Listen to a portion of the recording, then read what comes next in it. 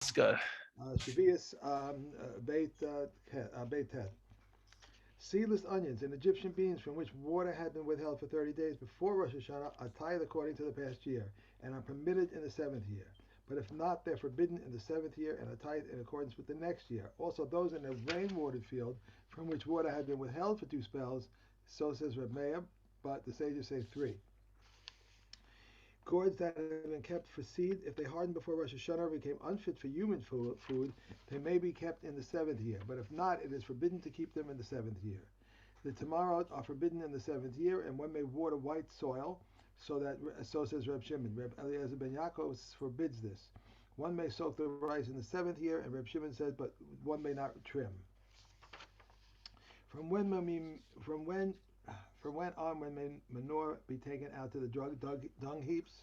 When those who work have ceased to work. So says Reb Meir. Reb Yehuda says when the sweetening has dried up, and Reb Yossi says when it forms knots. Okay. Okay. Um, right. So now talking about this manure, and when you take it out, so there are also limitations. So first of all, there's a limitation in time, Mm-hmm. and then there's also a limitation in how much and how high. So if you take all of your manure and you got to put it in the field somewhere. So if you're going to put it in the field somewhere, it's got to be obvious that you're not fertilizing that place where you're putting it down. So that means that you've got to make a big pile.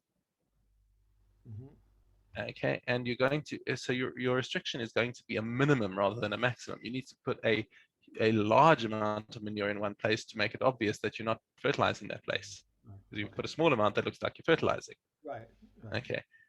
Conversely, if you need to make lots of piles, that's going to be a maximum, because if you put more piles around, then it just looks like you're spreading it. I mean, if you put if the more if, as it tends to a higher number, it just looks like you're spreading manure around your field. So you're going to have a minimum on the size of the piles and a maximum on the number of piles. Okay, and that's what our Mishnah tells us. Ad kama mezablin. Ad shalosh ash betos the base. If you have a base, which remember that's that area of 50 by 50 amas. So that base has got a maximum of three piles. Shall eser mashpelos shall lesech lesech, and the minimum size is each one has got to be 10 mashpelos, which is a pile. Sorry, 10. It's which is a container that you take out zevel of a letech.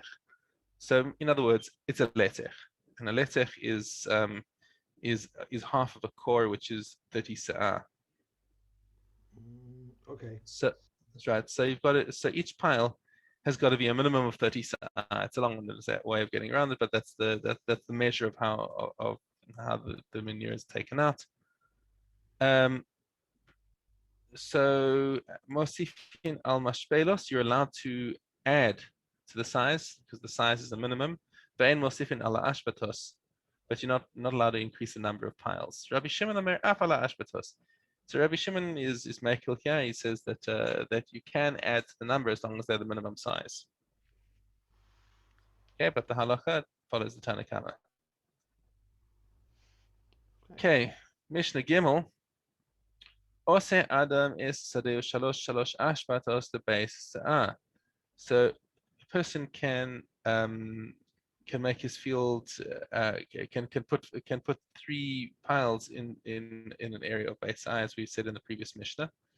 Okay, um, and according to the Yerushalmi, they're explaining that this Mishnah is coming to tell us that even according to Rabbi Shimon, the ashpatos don't dafka have to be 10 mashpelos. In other words, so it seems like Rabbi Shimon is also coming to uh, uh, Mikan Machtiv, Rabbi Shimon. So this is all Rabbi Shimon that's who's speaking now. So if you do the thing of three piles, which remember Rabbi Shimon says you're allowed to make more, but if you do the three piles, um, Mikan Machtiv, then you must make it. So Machtiv is an uncommon word, and that means we have to dive into some commentaries to find out what it means. So let's see Kahati on Machziv. He makes it sort of in a triangular shape.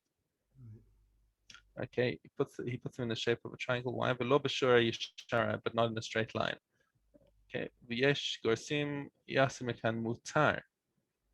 There are those who have the girsa that says more than this is mutar. In other words, and the Baal Tosfos Yom Tov says that this is the correct girsa, and it's possible that the word machziv sort of snuck into here from Mishna Vav, which we'll learn tomorrow. Well, not together, but we'll learn by ourselves tomorrow. That Mishna Vav has got. It tells us about. It uses the word machatziv, and there it's appropriate. Whereas here the Baal Tosfos Yom Tov says that the word here is used incorrectly. This is Rabbi Shimon who says that it's mutar. Okay, but Chachamim say that if you want to make smaller piles, then you've got to take other measures to make sure that people see that you're not fertilizing your field. What can you do? Chachamim say ad sheyamik shlosha, only if you dig a ditch that's 3 tvachim deep. Okay, or ad sheyagbiyah shlosha, or you make a platform that's 3 tvachim high, so that it's clearly not on the same level as your field. So when you're making your piles, people can see, this is not part of the field that he's putting the manure on. Ose Adam es zivlo otsar. A person can make a storehouse. Let's just see what does he say about that.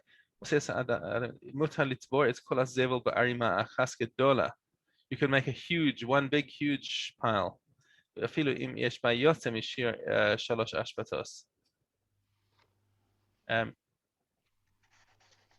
So even if it comes to a size that would be more than three of those smaller piles that we said put together, no problem. As we said, making the pile bigger, because that doesn't look like you're fertilizing a field. Rabbi Meir Oser. Okay. Rabbi Meir Oser ad sheyamik shlosha or ad sheyagbiyah shlosha. But Rabbi Meir says no. You also have to do this platforming thing, either above or below the level of your field. As we said before. So why does Rabbi Meir have a problem with this? The Rishalmi says that Rabbi Meir says only biyotev mikashir shalosh ashpatos. He says only if they're more than three piles. Aval b'shir shalosh ashpatos. But if you do, if there's the shear of how much manure there is in 3 piles. But if it's still if you want to make one pile out of what those 3 original piles would be, that's fine. Because echad lo kol sheken. Sorry, let's skip the line there. About the shir shlosh ashbetos hainu shloshim mashpelos zevel.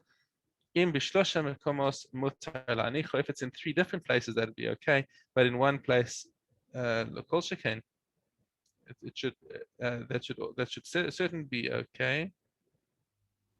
In halacha, Rabbi Meir, wait, I'm missing something. Do me a favor. Could you read your version of Kahati here? Actually, on Rabbi Meir. Let me see if I exactly what Rabbi Meir. Actually, you said Rabbi Meir says Rabbi Meir prohibits. Yeah, I'm trying to see what this is. Okay, Rabbi Meir.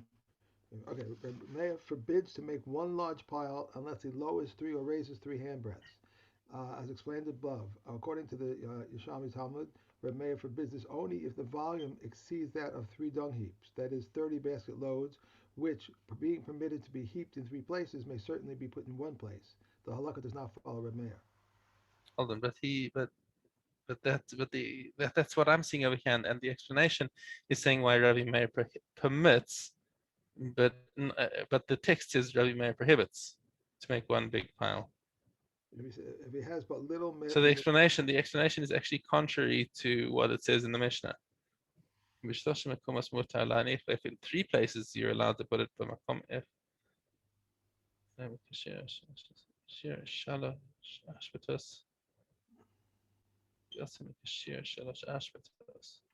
She says Oh, if he no. It says only saying that he's matir if it's less than the measure of 3 ashbatos. Okay, so no, that's okay, fine. So he just doesn't. He says that if you have too much manure in that pile, then you need to raise it or lower it. But if it's below the shear of 3 ashbatos, then for sure it's allowed in one pile. If it's allowed in 3 piles, okay, fine. Rabbi Elazar ben Azariah oser ad sheyamik shlosha or ad sheyakbir shlosha or ad sheyitain al hasela. He adds to this the other possibility that you can put your manure on bedrock. right. So if there's a big rock in the field where you can't plant, then there's no problem with putting your manure there, and that seems a fairly reasonable and logical thing to say. Though why don't other people say that? Because if you're looking from a distance, who knows that there's a rock over there. It's more obvious if you see that there's a pile that's elevated on an elevated platform or dug into the ground. You can see a little more clearly that this is not part of the field. Because it's stony ground which cannot be sown. So Yeah. okay. Okay. Excuse me. Hamadai Sadehu. Okay, so now a guy has got some cows, sheep, and he wants to put them into a corral on his field. And of course, what they're going to do over there is they're going to make lots of droppings. Okay, now that could have the appearance of him wanting to fertilize his field. Okay, so we want to make sure that he doesn't that it doesn't look like he's deliberately trying to fertilize his field during Shemitah. So Hamadayas Sadehu, if he is going to make a pen for his animals in his field, he's allowed to make a pen that's the size of 2 se'ah.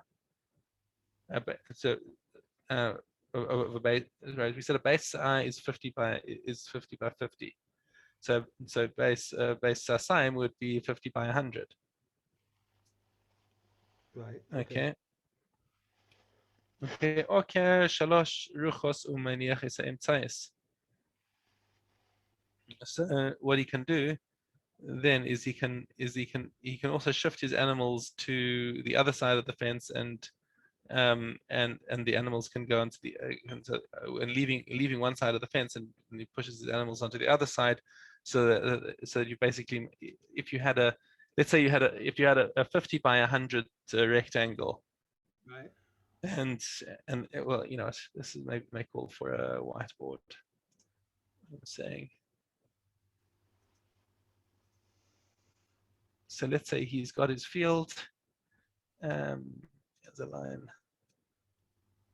Right, he's got a field here, and he wants to. This is the pen that he makes. Okay, boom, there and there. Okay, so he started out like this. Okay, and then he shifted out. Then he decided that, you know what, I'm going to take out this wall, and this wall, and I'm going to move them to here. So he left them in the field for as long as they took to make their poop all over his field, Right. and then he shifted them over to the other side. Okay. So now we permit him to do that, to basically takes out 3 directions and moves them over to the other side. So now doing that, he can do a base 4 se'ah in his field of having his animals poop all over there, and that is acceptable. Beyond that, it looks like you're just letting them fertilize your field for you. Rabban Shimon ben Gamliel Omer base 8 se'in. He says that you can even do it 4 se'in, but in other words, that he could also do it in this direction over here. He could do the same trick again here and again here. So his intention is really to let them fertilize the field. Yes, that's correct. But he's not doing it via dime. The animals, he's just moving his animals around, Right. and they're doing it. So he's not directly doing it. It's sort of he's kind of just setting it up so that his animals will fertilize his field for him, but he's not doing it with his own hands. That should be forbidden then. I Well, mean, he's if he himself were taking the fertilizer and spreading it, then he's doing the malacha. But what's the malacha he's doing? He's just building pens. Building pens is not prohibited in Shemitah. Taking the animals into the field is not. That's not the normal way that you fertilize your field. right. It's a trick. It's just that he's putting animals there, and the animals will do what the animals will do. That's a loophole. That's all. It's a loophole, Yeah. and we permit him to do this, but Haisa calls call Sadehu base Arbas in. However, if this original four sack, reverting from this is just Rabban Shimon Gamliel says that you're allowed to do the says that you're allowed to do the up to eight sein over here, but the Chachamim don't. So back to the Chachamim's opinion, if his whole field was base Arbas sein, so and he so if he does this trick, then his entire field will be fertilized. Mishayer mimeno miktsas. He has to leave some part unfertilized mipnei marisayin, because otherwise it looks like he's deliberately done this to do his whole field. And then once the Shemitah is out, he can take away the fences and spread out the manure the normal way. Let's just see. I want to make sure that you can take them from there and oh, never mind. This is not even during the Shemitah. Not even after the Shemitah. During the Shemitah, once he's got the sufficient amount of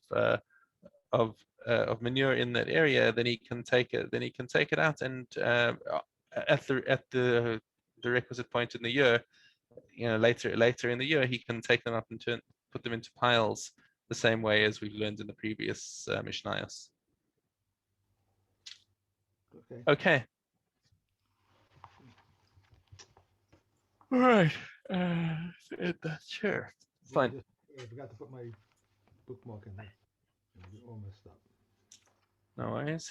Kilayim Tesvav. You're all messed up. So you're not learning together Shabbos or Yom. That's right. On Monday We'll we'll be back together on Monday. Back together, two of us. Okay. Right. We should have recordings in the archive of Right. Kilayim. Okay. For Lion we have test vav. Right? Tailors may sew in the usual fashion. No, it's a test. Yeah. No, I'm sorry, that's wrong. It should be test hay. No, I've got Tesvav. That's right. Okay. Tailors may Yeah. sew in the usual fashion, provided they do not react to the sun in the sun or to the rain in the rain. But the scrupulous sew on the ground. It says not to have benefit from wearing the Kilayim. Only spun and woven goods come under the prohibition of Kalayim, for it is written, "You shall not wear shotnets, that which is Oh, sure." you skipped Zion. You skipped Zion. Bursin, Bardisin, Dalmatin, Yon, and felt shoes and may not be worn until they have been examined. Rabbi Yossi says those which come from the coast and from overseas need not be examined, since the presumption is that they are made of hemp. Wool-lined shoes do not come under the prohibition of Kalayim. And only spun and woven goods come under the prohibition of Kalayim, for it is written, "You shall not wear shotnets, that which is shua, tavu, and nuns." Reb Shimon ben Elazar says, "Nolaz, he is estranged, umlets, and strange is his father in heaven against him." Okay, this down. My Vav Gimel. After Kalayim, we're going to go to. On to Sheviis. We're just following our. Back to no, we continue with Sheviis, but we're finished with Kalayim after this Shabbos. Yeah. What did you just say? I'm sorry. Demai. Demai, right. Okay. Vav Gimel. A priest or a Levite who is leased from an Israelite, just as they share the chulin, So they share the truma. Reb Eliezer says the masrot also belong to them, for they came in on that condition. And if an Israelite leased from the priest or from a Levite, the masrot belonged to the landowner. Reb Yishmael says if a provincial lease from a Jerusalemite, the Maisa Sheni belongs to the Jerusalemite. But the comments say the provincial can go up and eat it in Jerusalem, and they eat their share as stipulated. Okay, halakha follows the comment. Yeah, If sure. one leases olive trees from oil, just as they share the chulin, they also share the truma. Rabbi Yehuda says if an Israelite leases from a priest or a Levite olive trees for oil to share half the proceeds, the maaseh belongs to the owners. Okay. Hmm. I don't have an answer for that. Is there something That is else your I can cat. help with? That's my cat. Your cat Not sure inactivated I Siri. understand. Off the keyboard. Come on, give me a break, will you? This guy is like, look at this guy. He's so big. He's not even a year old. Look at this. He's like a Oh, he's a monster, huh? He's a monster. Yeah, you are a monster, aren't you? Okay, all right. Let me just write this down where I was. Okay. And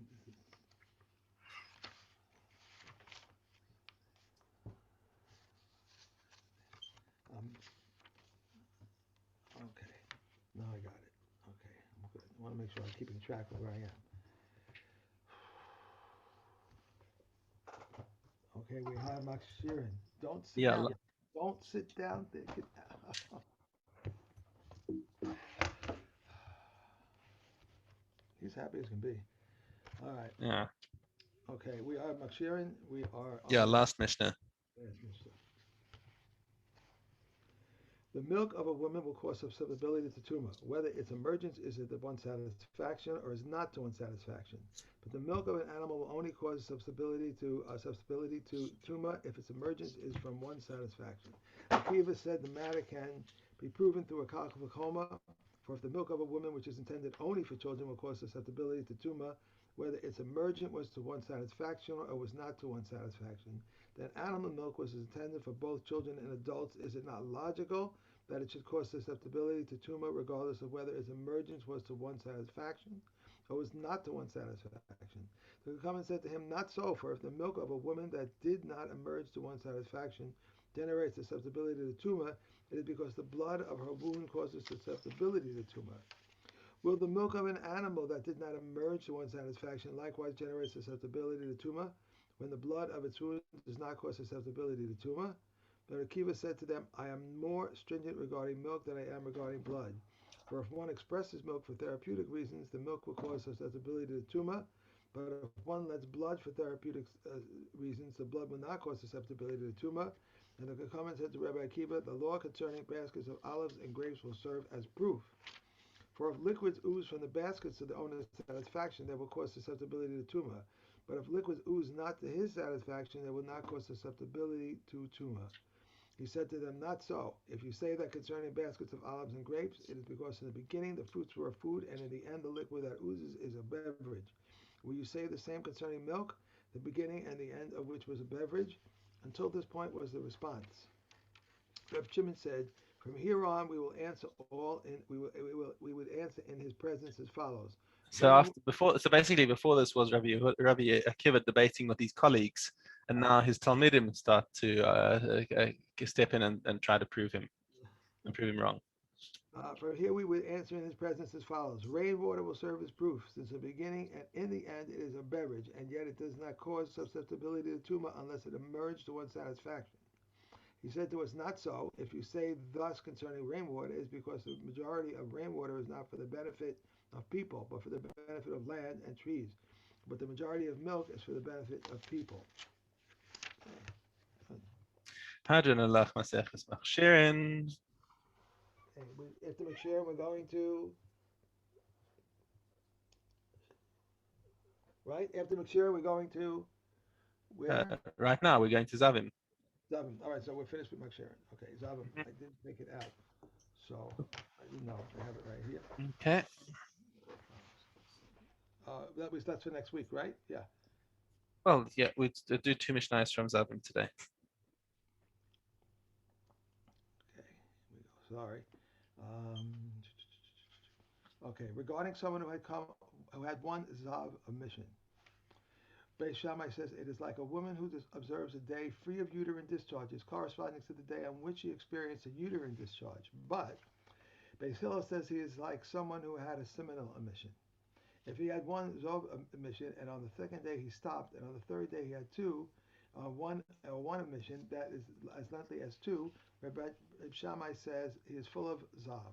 But Beis Hillel says he conveys tumas to couches and seats, requires immersion in a spring, but he is exempt from an offering. Reb Elazar ben Yehuda says Beis Shammai agrees in his case that he is not full of zav, and that regarding what do they do disagree. Regarding someone has two zav emissions or one emission that is as lengthy as two, and on the second day he stopped, and on the third day he had one emission, and in which case Beis Shammai says he is full of zav. But Beis Hillel says he conveys tumas to couches and seats and requires immersion in a spring, but he is exempt from an offering. Okay, so it's important to let's just get back into Zavim. Just to remember what's the different. What are there are three different levels of the Zav.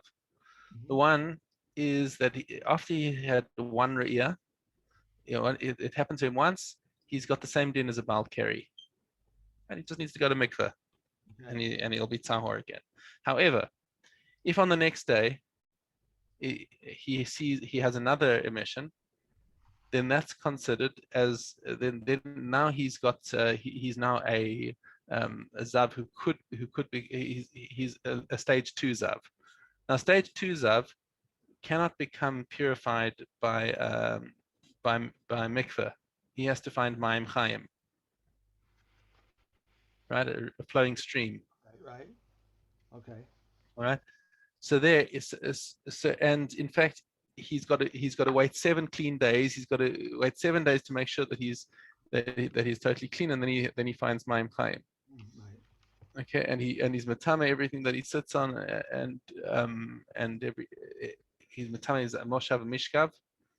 Okay, what's the third stage zav is if on the third day he has another emission, at which point he now has to also bring a korban. Okay. All right. Okay, so that's the only difference as we learned before between a zav who saw 2 emissions and a zav who saw 3 is the korban. Okay, so now the machlokes between Beis Hillel and Beis Shammai is what happens if he sees 2 and then a gap and then 1.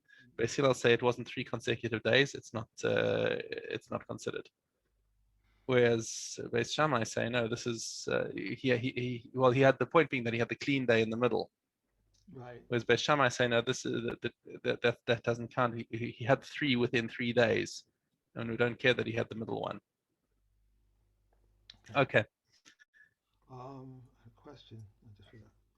Regarding someone who has a seminal emission on the third day of his Zav count, Reb Shammai says he forfeits the 2 preceding days, but Beis Hillel says he has forfeited only that day.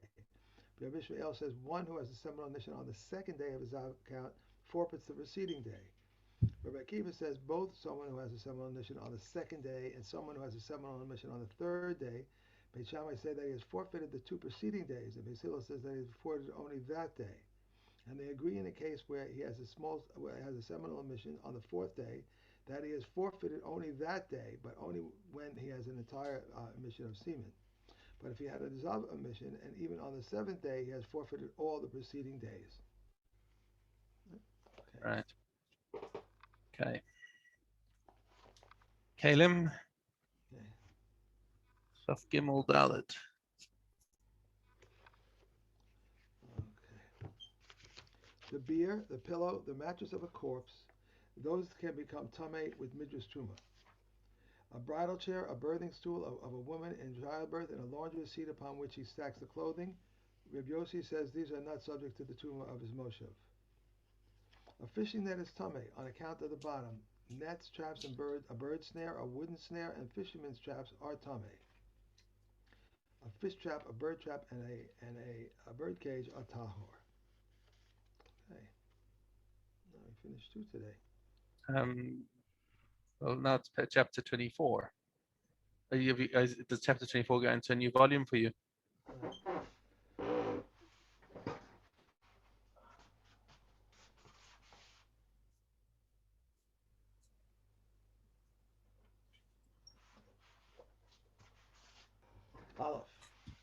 there are three shields. A bench shield is susceptible to becoming tummy with midrash truma.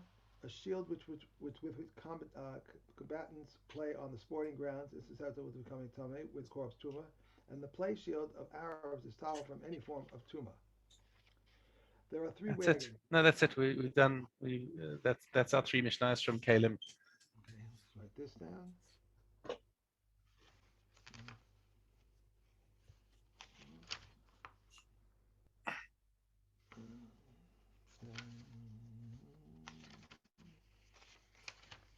Marcus. Good. Okay.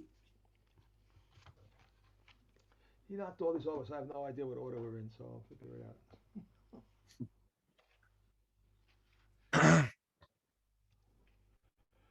There is a case in which one plows a furrow and is liable on its account for 8 negative commandments. One who plows with an axe and a donkey, which are consecrated, with kalayim in a vineyard, and during the Sheviis year, Sheviis on a festival, and then he is a Kohen and a Nazir in a tumah contaminated place. Kananya ben Kenchina also says one who is wearing kalayim. They said to him, "This is not for that reason." He replied to them, "Neither is Nazir for that reason." How many lashes do we give him? 40 less one. And as it is said, in the number of 40, the number that is close to 40. Rabbi Yehuda and wait, so Rabbi Yehuda, right? Endure 40 lashes, and he was flogged some of them, and then they said that he was unable to endure 40. He's exempt. They assessed him to be able to endure 18, but after flogging, they said that he was able to endure 40. He was exempt. If one committed a transgression consisting of 2 negative commandments, if they assessed him with one assessment, he is flogged and is exempt. Otherwise, he is flogged, allowed to recover, and flogged again. Okay. How do they flog him? No, I didn't do That's three. I did three. I think I got lost at one point, and I think you might have skipped one. Did you do Mishnah Yud?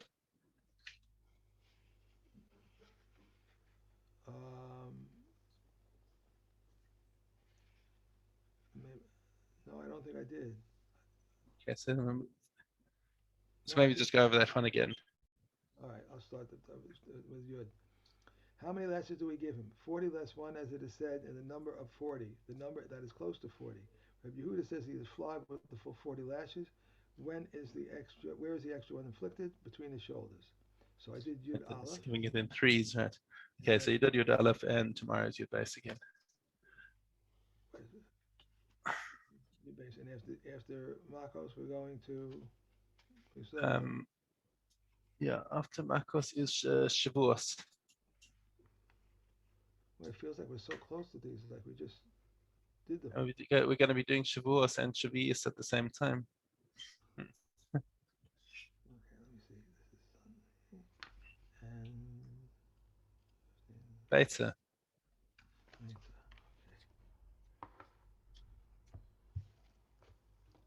Shavuos and Beta. Okay. Oh, we're getting close to the end here. Gimel.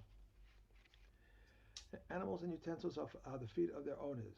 If one entrusts his animals as to his son or a shepherd, they are from the feet of their owners. Utensils which are reserved for one of the brothers in the house are. Which, by the way, as the feet of their owners means that in terms of going out of the Tchum Shabbos. Mm-hmm. So if you have one person's made a Tchum, has made an Erev Tchum in somewhere, and remember on Yom Tov you're allowed to carry. So let's say he's going to he wants to borrow my something of mine that he's got, and he's going to take it with him to his tchum. He can't do that because it was mine. So my objects have got the same restrictions as me as far as tchum Shabbos is concerned. Utensils which are observed for one of the brothers in the house are his feet, but those which are not reserved are to be carried only in the area where they all may go.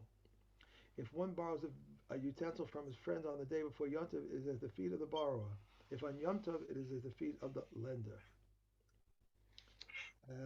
If a woman borrows from her friend spices, water, and salt for her dough, there is the feet of both. And Rabbi Yehuda exempts water because it has no substance. The burning coal is as the feet of its owner, but the flame can be taken everywhere. And Using a coal belonging to the temple incurs a Meilah sacrifice, but concerning a flame we may not use it, yet we do not incur a Meilah sacrifice. One who takes a coal out of a private domain to a public incurs a sin differing offering. But if one carries out a flame, he is exempt. The water in a pit belonging to a private individual is as the feet of that individual, and the water belonging to the people of that town is as the feet of the people of the town. But the So, water those set aside in the Babylonian pilgrim is the feet of one who draws the water. right. Okay. Okay. And after Beitzah, we're going to After base is Rosh Hashanah. Rosh Hashanah. Have a great Shabbos. Chag Kosher B'Sameach. Everything should Chag be well. Sameach. Absolutely. Just, Hope you have a wonderful Seder with all of your family. Enjoy it. you too. You too. It's going to be nice. Very nice. Hope it doesn't rain tomorrow. Yeah, I think it's only meant to be raining today. Thank you. Okay. So, take care. Thank you. Shabbos, good Yom Tov.